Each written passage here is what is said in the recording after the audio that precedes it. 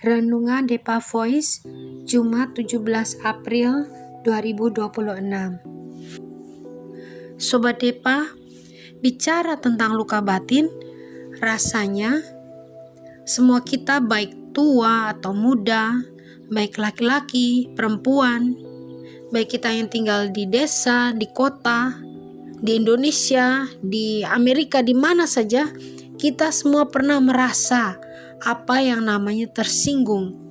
Kita semua pernah merasa apa yang namanya marah, kecewa, disakiti, bahkan dikhianati.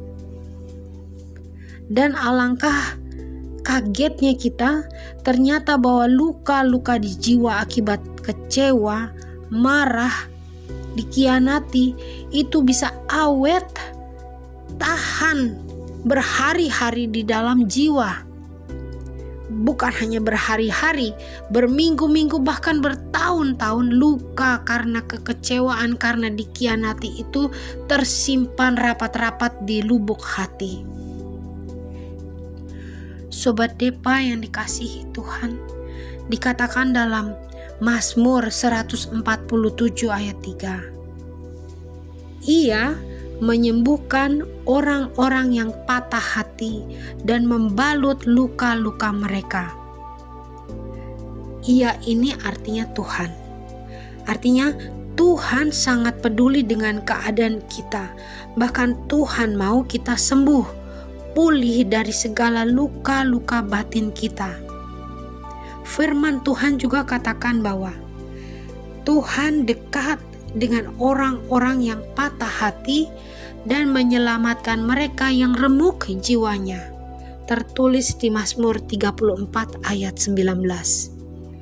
Sobat Depa, Mazmur 34 ayat 19 itu jelas-jelas menyuarakan janji Tuhan akan ada kekuatan, akan ada pemulihan, bahkan perlindungan buat orang-orang yang patah hatinya, yang remuk jiwanya.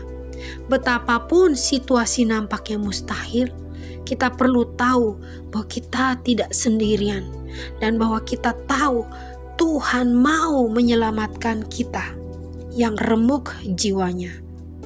Sobat Depa yang dikasihi Tuhan, ingatkah Sobat Depa akan doa yang Tuhan Yesus ajarkan? Doa Bapa kami?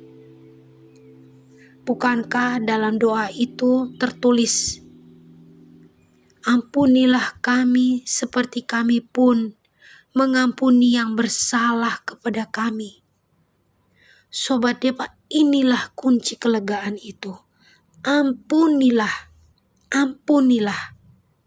Betapapun orang-orang yang menyakiti hati kita tidak datang kepada kita untuk mohon maaf atau mohon ampun.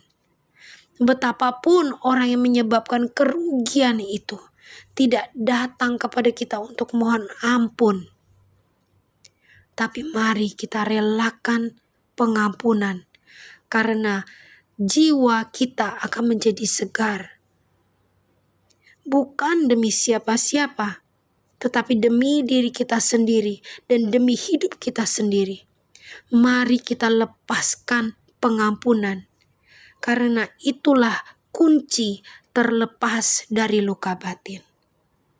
Tuhan Yesus baik. Mari kita berdoa. Bapa kami yang di surga, dikuduskanlah namamu, datanglah kerajaan-Mu, jadilah kehendak-Mu di bumi seperti di surga.